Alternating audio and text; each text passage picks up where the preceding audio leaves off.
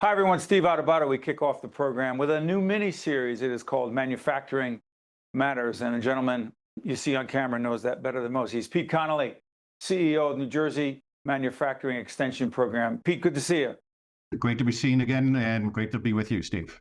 You got it. The website is up at the organization. Remind folks what it is.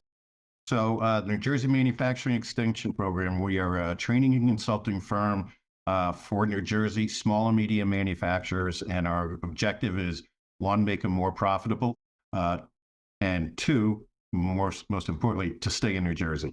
And the Manufacturing Extension Program is a nationwide program, and there's one of me in every state to help small, medium manufacturers. Talk to us right now, Pete, about where we are in the manufacturing sector in New Jersey. Where are we? Where do we need to be? Please. So we're holding our own with manufacturers. And again, there's probably 10,000 small, medium manufacturers in New Jersey, and we deal with a lot of them over the course of years. Companies want to stay here. There's a lot of benefits for working in New Jersey and owning a company in New Jersey. We have a skilled workforce. We have great schools. Transportation is great, especially up in North Jersey. But there are issues. We are not the best manufacturing-friendly, business-friendly state. Our corporate business tax is higher than our states that are around us. Our corporate transit fee affects a lot of different companies. So there are issues, but on the whole, most companies want to stay here and are trying to grow here. So you're talking about state policies, Pete, but on the federal level, tariffs. Talk about tariffs, and we're taping this program in the middle of July. We don't know what's going to happen a week, 2 weeks from now as it relates to tariffs, but what does that mean, the uncertainty vis-a-vis tariffs for the manufacturing sector and those in it? Please, right. Pete. You just hit the one word, which is uncertainty.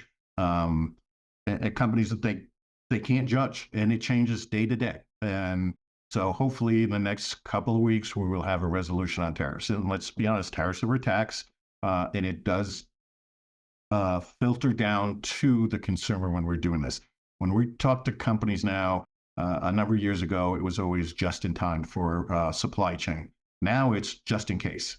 So people are buying as much equipment and products that they can and bring it in before the tariffs take effect. Along these lines, I don't know if it's uncertainty, but it is disruption, and it has impact. Artificial intelligence and the manufacturing sector. Go ahead, Pete.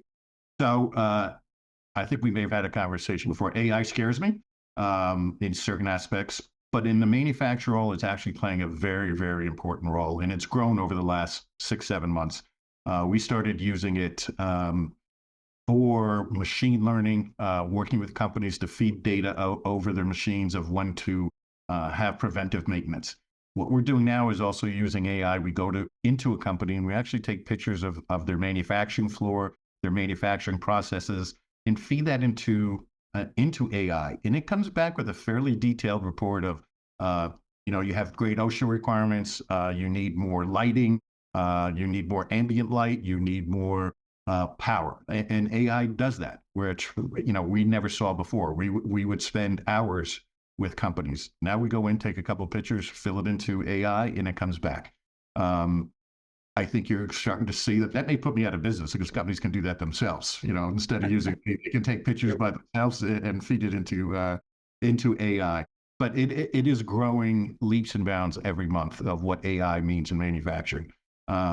Speech writing, writing proposals. It's just growing exponentially. But Pete, along those lines, again, there are all these different things going on, developments, trends. But we're doing a lot of programming around energy costs.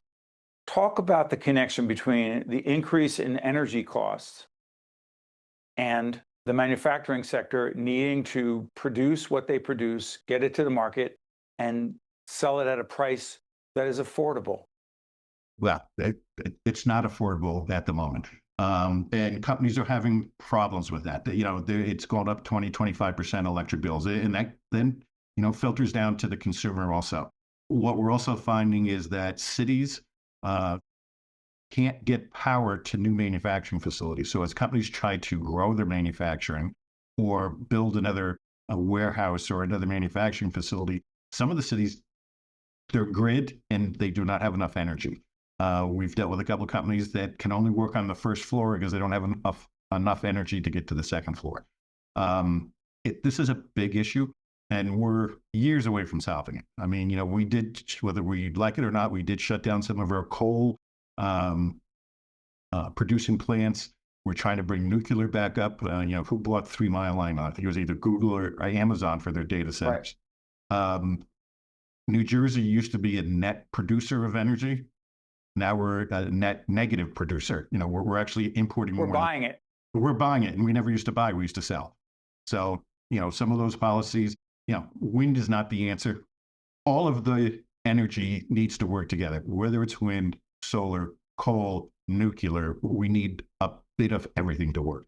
And put the website up again, team. There's a manufacturing day on October the 3rd that Pete and his team are putting together. And the candidates, there are 2 major party candidates for governor. And as I've said before, we're going to do in-depth interviews with both Mikey Sherrill, the Democratic candidate, Congresswoman Sherrill, former state assemblyman Jack Ciattarelli. Both of them will be there on that day.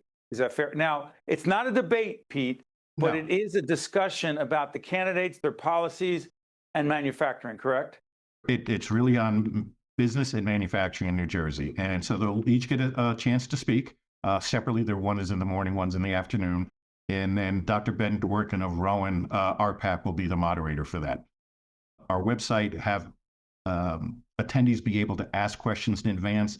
They will not take questions. We're just going to have Ben do the questions. But there is an opportunity for whomever becomes governor in January of 2026 to make a real statement about not just what they say about the manufacturing sector, but their policies to support the manufacturing sector. Is that a fair assessment, Pete? That is a fair assessment, and I have met with both of them individually a number of times.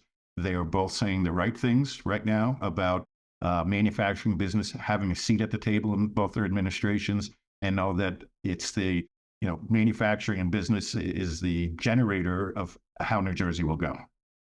Pete Connolly is the CEO of New Jersey Manufacturing Extension Program, part of our series, Manufacturing Matters. We'll be talking to business owners in the manufacturing sector, people who are living it every day that Pete knows very well, to tell more of this story. Thank you, Pete.